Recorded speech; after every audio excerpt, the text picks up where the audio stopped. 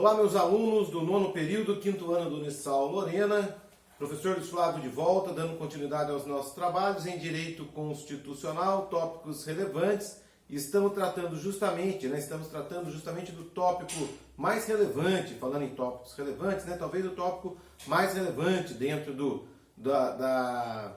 programa de Direito Constitucional, que é controle de constitucionalidade, tá certo, pessoal? Já estamos há várias aulas aí tratando deste tema, que é um tema espinhoso, é um tema complexo e que a gente está tentando simplificar ao máximo aí para vocês, que é o controle de constitucionalidade. Já falamos de uma teoria geral do controle de constitucionalidade, onde nós tratamos lá do conceito do controle de constitucionalidade, os pressupostos, as espécies de inconstitucionalidade, vimos os modelos de controle, as vias de controle de constitucionalidade, enfim, toda uma teoria geral, toda uma introdução à matéria, controle de constitucionalidade.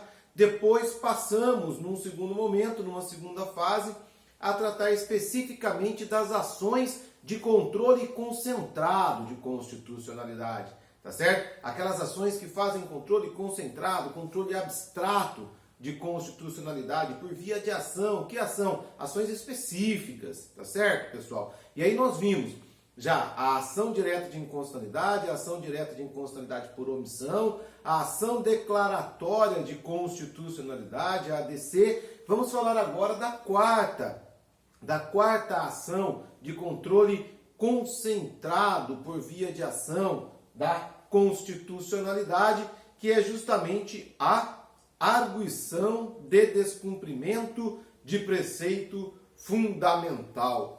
Um nome complicado, pessoal? Um nome bastante pomposo, para uma ação que, de fato, a mim, particularmente, parece ser talvez a mais diferentona ali das ações de controle de constitucionalidade, se não a mais diferentona, aquela que tem uma peculiaridade muito própria no tocante ao seu objeto. Nós vamos ver que a arguição de descumprimento de preceito fundamental, pessoal, ela tem um objeto bem mais abrangente do que as demais ações.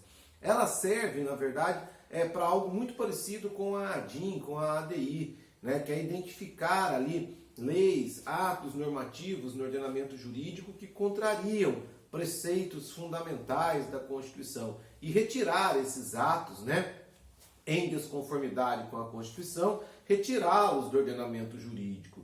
Então ela tem uma finalidade, um propósito parecido com a ADIM, ou a ADI, mas o seu objeto é diferente. Tá? E nós temos que prestar muita atenção nisso, que é o que caracteriza, a característica fundamental, talvez, no estudo ali, que a gente não pode deixar de estudar, quando falamos de arguição de descumprimento de preceito fundamental, ou a ADPF. Beleza, pessoal? Vamos a ela, então? Vamos a esta importante ação, então.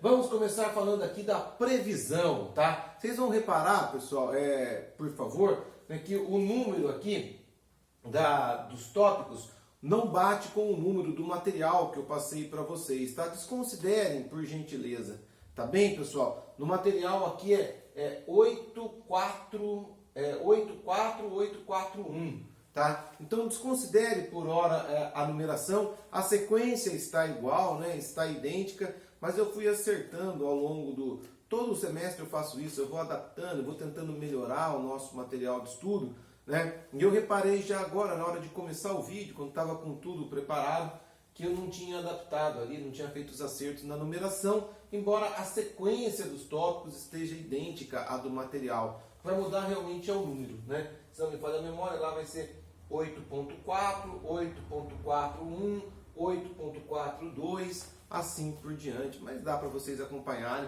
porque a ordem é a mesma. Tá bem, pessoal? Então vamos começar, como eu falei, com a previsão da arguição de descumprimento de preceito fundamental. Onde está prevista esta espécie, esta ação de controle concentrado de constitucionalidade? Onde eu posso encontrá-la no nosso ordenamento jurídico? Bem, ela obviamente, sendo uma ação de controle, ela tem uma base constitucional, tá certo? Ela está baseada na Constituição, ela tem uma base constitucional que nós vamos encontrar lá no parágrafo 1º do artigo 102, né? Hoje, parágrafo 1º, já foi parágrafo único, né? Houve uma alteração por emenda constitucional, se não me engano, a emenda constitucional número 3, né? Que transformou em parágrafo 1º. Mas hoje nós vamos encontrar lá no parágrafo 1º do artigo 102 da Constituição, né, que prevê nos seguintes termos a arguição de descumprimento de preceito fundamental. Fiz questão de trazê-lo aqui, nem sempre eu trago o dispositivo,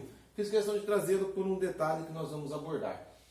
A arguição de descumprimento de preceito fundamental decorrente desta Constituição será apreciada pelo Supremo Tribunal Federal, vírgula, na forma da lei.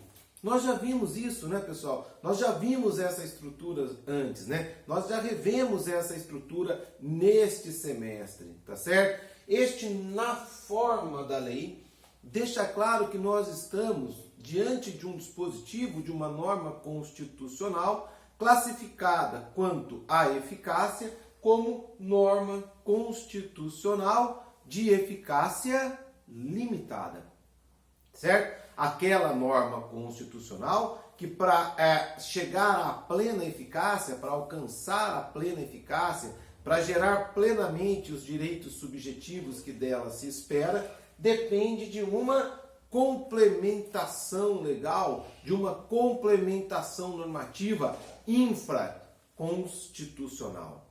Beleza, pessoal? Não por outro motivo, tá? Entre 1988, promulgação da Constituição, né? 5 de outubro de 1988, promulgação da Constituição, tá? E 1999, ou seja, durante aí 11 anos aproximadamente, né, o Supremo negou, deixou de conhecer todas as arguições de descumprimento fundamental que foram levadas a seu conhecimento. Por quê? Por entender o Supremo que até que viesse a regulamentação legal, né, a regulamentação legal da matéria, desta forma, desta espécie de ação de controle concentrado, a mesma não poderia ser interposta. Tá certo, pessoal? Então hoje não tem dúvida, é ponto pacífico no Supremo Tribunal Federal, arguição de descumprimento do preceito fundamental, conforme previsto originariamente na Constituição, tá? E mantido após a emenda constitucional, é norma constitucional de eficácia limitada. Como tal, né, pendente de regulamentação legal, de regulamentação infraconstitucional, razão pela qual tais ações, né, tais arguições de descumprimento de preceitos fundamentais só passaram a ser recebidas, serem aceitas pelo Supremo Tribunal Federal a partir da regulamentação que veio em 1999 com a Lei 9882, tá certo? Então, ela tem uma regulamentação própria, diferente da ADIM, diferente da ADC, tá certo? ADC e ADIM, se não me engano, 9868, né, também de 99. Tá? A DPF não, a DPF 9882 de 99, as ações estão regulamentadas em leis diferentes, em leis distintas. Ok, pessoal? Tranquilo? Feita esta ressalva, né, de suma importância, legitimidade ativa. Legitimidade ativa para a propositura da ADPF. E aqui, sem maiores complicações, a legitimidade ativa e mesmo o procedimento da arguição de descumprimento de preceito fundamental seguem os parâmetros da ADIM, seguem os parâmetros da ADC, tá certo? Professor, então são os mesmos legitimados lá do 109? Sim, são os mesmos legitimados, tá? Aplica-se também aqui a distinção entre legitimados universais e legitimados especiais ou específicos? Também se aplica aqui a distinção, os parâmetros são o mesmo. Como eu já disse na outra aula, né, na aula anterior, ótimo para nós, né, que somos estudantes do direito, que nos dedicamos ao estudo do direito, tá certo? Nós seguimos a mesma linha, né, o mesmo padrão, no que tange, pelo menos, a legitimidade ativa para a propositura dessas ações. Beleza, pessoal? Tranquilo? Tá certo? Então, no primeiro momento é isso. Já fizemos uma introdução, vimos a previsão, legitimidade ativa. Vamos dar continuidade aqui à nossa arguição de descumprimento de preceito fundamental, falando um pouco, e essa parte é bastante interessante, do que vem a ser o tal preceito fundamental. A ação tem um nome, né? Arguição de descumprimento de preceito fundamental. Mas o que é esse preceito fundamental? O que é esse tal preceito constitucional fundamental, cuja inobservância, cujo descumprimento conduz à propositura de uma ação específica, né? Quem é esse tal preceito fundamental ao qual a Constituição Federal, né, decidiu proteger através de uma ação específica? Ok, pessoal? E aí nós não temos um norte muito bem definido. Nós temos, inclusive, uma divergência, um modo de tratamento diferenciado entre doutrina e jurisprudência. A doutrina, né, pessoal, cumprindo o seu papel ali de discernir, de esclarecer o direito, né, de tornar o direito mais inteligível, né, com relação a nós, né, que somos juristas, estudantes do direito, tá? A doutrina, ela tenta ali traçar um rol, né, uma descrição, um rol, né, do que vem a ser, ou do que viriam a ser esses tais preceitos fundamentais, tá? Com alguma divergênciazinha entre um ou outro autor, né, sobre se tal elemento se incluiria como preceito fundamental ou não. De um modo geral, a doutrina ela converge, né? Ela acorda no sentido de que devem ser considerados como preceitos fundamentais, pessoal. E olha aqui, as questões vitais do Estado. Então, tudo aquilo que está previsto na Constituição, tá? E que é vital para a existência do Estado, da forma como previsto, como elaborado, como constituído na Carta Magna da República, todas estas questões devem ser consideradas preceitos fundamentais. Então, num primeiro momento, né, se você está lá naquele exame oral, mas você não consegue lembrar detalhes, né, e te perguntam, mas que são esses tais preceitos fundamentais? Tá? Guarda no primeiro momento questões vitais para o Estado, questões vitais do Estado. Tá certo? Aí, a partir dali, você começa a destrinchar. Mas o que são essas tais questões fundamentais para a existência do Estado, da forma como elaborado lá, como constituído pela Magna Carta da República? E aí a doutrina começa a puxar para nós, né?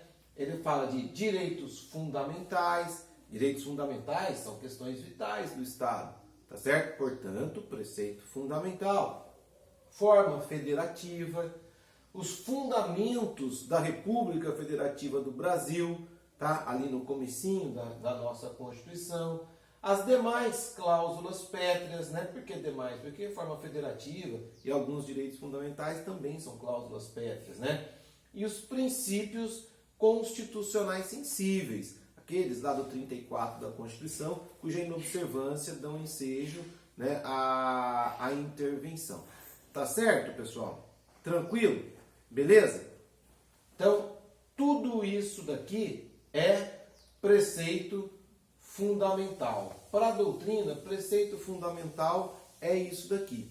Tá certo? Preceito fundamental são todas estas questões aqui que dizem respeito, né, que são vitais, que dizem respeito à manutenção da estrutura do Estado brasileiro, tal qual concebida pelo Constituinte. Beleza?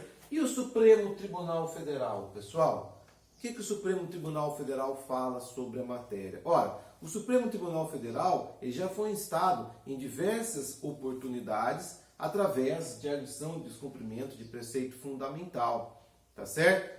E em nenhuma delas, pelo menos até agora, o Supremo logrou traçar um quadro, um rol dos direitos, dos preceitos fundamentais para efeito de ADPF. O Supremo tem se limitado a entender que preceito fundamental é aquilo que ele, Supremo, decidir como tal casuisticamente, ou seja, caso a caso. Ao invés de antecipar a resposta, né, já elaborando um rol do que vem a ser os direitos, os preceitos fundamentais, o Supremo falou: eu vou me manifestar caso a caso. À medida em que eu for sendo provocado através de ADPF, eu vou dizer se aquele dispositivo, objeto daquela ação, é ou não um preceito fundamental, portanto capaz de ser questionado através de ADPF, capaz de ser defendido melhor através de ADPF. Tá bem? Isso tem um lado bom, pessoal. Agora eu vou dar uma opinião pessoal, né? Tem um lado bom e tem um lado ruim, né? O lado bom é que você não engessa a Constituição. Você dá uma flexibilidade para a Constituição, dá uma maleabilidade à Constituição.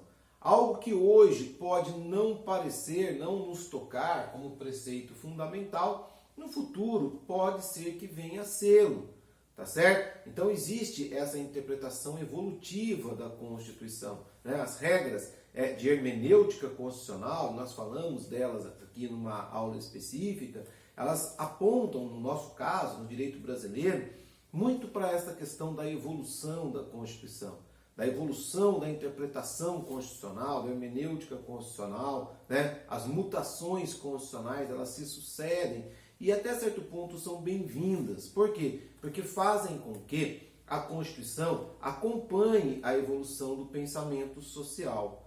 Mas, por outro lado, esse não estabelecimento de um rol de preceitos fundamentais pelo Supremo, né, preferindo manifestar-se casuisticamente, gera uma certa instabilidade jurídica, tá certo? Porque a gente nunca sabe exatamente, né, se aquela questão, né, aquele caso que se pretende levar ao Supremo através de ADPF, de fato tem-se ali um preceito fundamental. Tá? Se o Supremo já conheceu daquela matéria, é mais simples. Mas se o Supremo não conheceu ainda de uma afronta àquele dispositivo que eu pretendo defender através de ADPF, eu nunca vou ter certeza se o Supremo vai considerar ou não aquele dispositivo que eu pretendo proteger através dessa ação, tá, como um preceito fundamental. Por quê? Porque fica meio que um tiro no escuro. O Supremo ainda não se manifestou sobre esse ou esses dispositivos.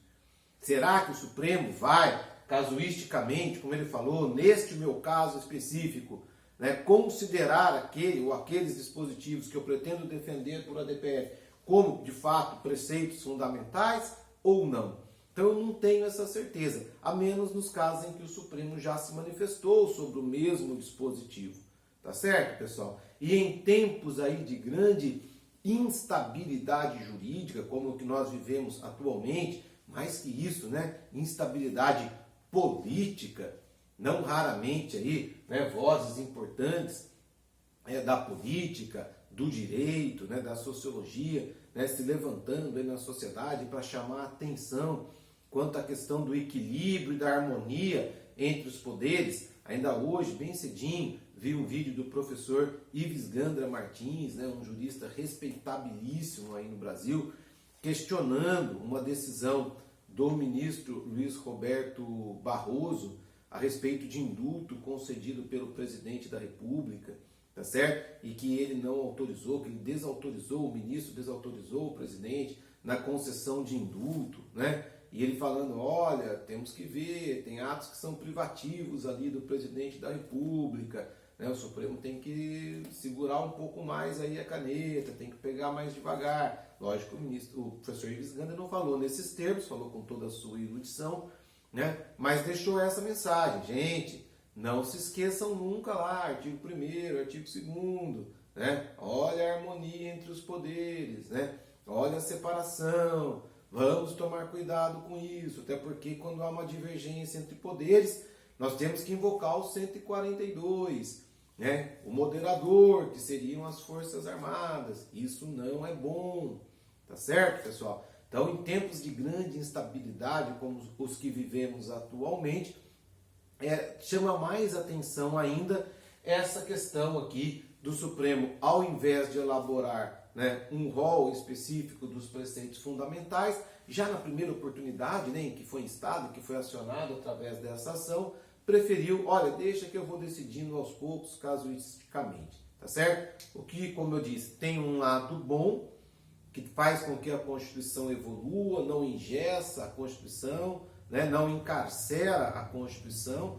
mas tem um lado ruim, que é justamente esse da instabilidade que nós acabamos de falar. Tá bem, pessoal? Tranquilo? Beleza? Então, essa é a posição hoje da doutrina, né, e da jurisprudência, inclusive do Supremo Tribunal Federal, no que tange ao conceito, ao que vem a ser esses tais preceitos fundamentais. E aqui nós chegamos no ponto principal, talvez, da nossa matéria, que é o objeto da ADPF. O que pode ser objeto de uma DPF? Ou seja, o que eu posso questionar, o que pode ser atacado através da DPF, questionado através da DPF, por ferir preceito fundamental da Constituição. Quais são os atos que eu posso usar esse instrumento, né, esta arma da ADPF, para atacar sempre que entender que este ato fere um preceito fundamental constitucional, né? Enfim, quais são esses atos que eu posso ter como objeto de uma DPF, que eu posso atacar através de uma DPF em nome da proteção de preceitos fundamentais constitucionais, tá certo? Vamos a esses atos, vamos a este objeto, pessoal. E à medida em que eu falo do objeto, eu já vou passando para vocês também as espécies de ADPF, tá bem? Tudo neste quadro, esse quadro é bastante importante, eu chamo a atenção de vocês. Então, objeto da ADPF. A própria lei 9882, ela divide já no parágrafo 1º, né, caput e, já no artigo 1º, caput e parágrafo único, ela já divide ali o objeto da arguição de descumprimento do preceito fundamental, tá certo? Então ela começa aqui no artigo 1º caput, falando que é o objeto da arguição de descumprimento de preceito fundamental, né, evitar ou reparar lesão a preceito fundamental, até aqui nós já entendemos, resultante de ato do poder público, de qualquer natureza ou esfera. Tá? Volto para explicar. Segundo, agora parágrafo 1º do artigo 1º. Objeto da arguição de descumprimento de preceito fundamental resolver relevante controvérsia constitucional sobre lei ou ato normativo qualquer, federal, estadual ou municipal, incluídos os anteriores à Constituição. Pessoal, só nessa primeira leitura, acho que já fica muito claro que o objeto da arguição de descumprimento de preceito fundamental, ele é mais amplo do que o da ADIM, do que o da ADC, do que o da ADIM por omissão. Tá? Aqui, pessoal, o Constituinte abriu o leque mesmo. Abriu uma gama de oportunidades de questionamento muito grande, tá certo? E agora eu volto aqui para explicar essa questão para vocês. Olha, primeiro objeto, caput do artigo 1º, tá? Onde nós temos o que a doutrina chama de ADPF autônoma. Então, as hipóteses aqui do artigo 1º caput são classificadas como a arguição de descumprimento de preceito fundamental autônoma, a qual, por seu turno, se divide em duas: a autônoma preventiva e a autônoma repressiva. Nessa arguição de descumprimento de preceito fundamental autônoma, o que eu tenho em vista? Evitar, aí seria a preventiva; reparar, aí seria a autônoma repressiva; lesão a preceito fundamental resultante, vamos lá, de ato do poder público, de qualquer natureza ou esfera. Pessoal, quando a lei fala ato do poder público de qualquer natureza, ela está falando de qualquer ato do poder público mesmo. Pode ser um ato normativo legal, pode ser uma lei, pode. E aí nós vamos incluir todas as espécies do artigo 59. a emenda constitucional, a lei complementar, a lei ordinária, a lei delegada, a medida provisória, o decreto legislativo, a resolução. Senão não faltou nenhum aqui. Tá certo, pessoal? Tudo isso se enquadra, né, na rubrica genérica, geral aqui, de ato do poder público. Mas também se enquadram aí os atos administrativos, tá? E aí enquadra os atos administrativos, não só aqueles atos normativos, aqueles atos administrativos, autônomos, que têm generalidade, abstração e funcionam como se fossem lei, mas também os atos normativos regulamentares, porque não se fez distinção aqui, pessoal, tá? Ato do poder público. Então, qualquer ato do poder público, não interessa a natureza, ela não restringiu a lei aos atos legais, né, aos atos administrativos, mas com características legais, ou seja, com generalidade e abstração. Então, ela englobou tudo neste pacote, né, de qualquer esfera, de qualquer natureza. E quando fala ato do poder público de qualquer esfera, a lei está dizendo para a gente, ato do poder público federal, estadual, distrital e municipal. Tá? E aonde está a grande inovação? Atos normativos do poder público municipal não são objetos de ADI e de ADC. Tá certo? As leis municipais, elas só podem ser questionadas por ADI ou ADC junto ao Tribunal de Justiça do Estado, quando elas ferem a Constituição do próprio Estado. Elas são questionadas em face da Constituição Estadual, no Tribunal de Justiça do respectivo Estado. Aqui não. A ADPF é democrática, a ADPF é abrangente. Ela admite como objeto também atos do poder público municipal, sejam legislativos ou sejam administrativos. Então olha como ela ampliou o leque. E não para por aí, pessoal, porque além da ADPF autônoma, né, que foi o nome que a doutrina deu às hipóteses do artigo 1º caput da 9882, você tem também a ADPF, né, intitulada não autônoma. E a ADPF não autônoma, ela serve para quê? Para resolver relevante controvérsia constitucional, e aí ela parece um pouco com a ADC, né? Controvérsia constitucional, sobre lei ou ato normativo, agora vem o detalhe, federal, estadual ou municipal, incluídos os anteriores à Constituição Federal, anteriores a outubro de 88. E isso nós não vamos ver também, pessoal, na ADIM e na ADC. Porque quando a gente fala de ADIM e de ADC, né, perante o Supremo Tribunal Federal, além de estarem excluídos os atos normativos municipais, eu acabei de falar, também estão excluídos, fora da ADIM e da ADC, os atos normativos anteriores à Constituição. É pressuposto para a ADIM e para a ADC a contemporaneidade do ato atacado.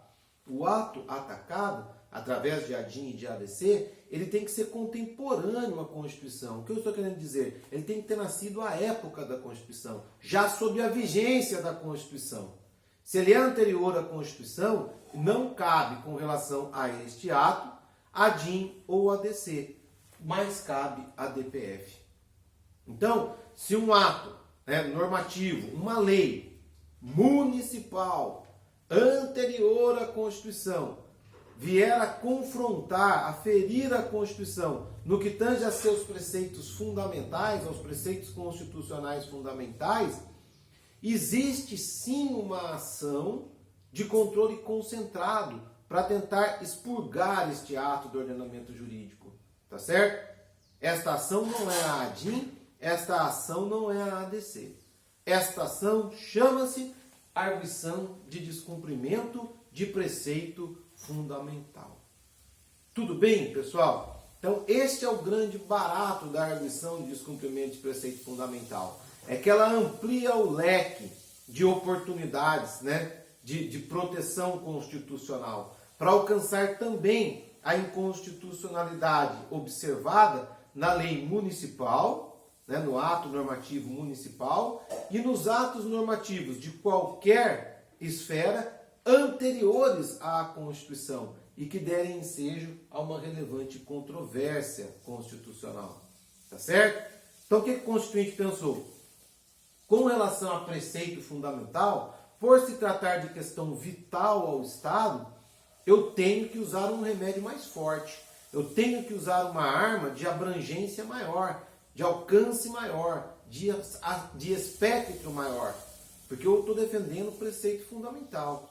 Ali eu tenho que incluir nessa proteção, né, a possibilidade de alcançar um número maior de agentes nocivos à Constituição.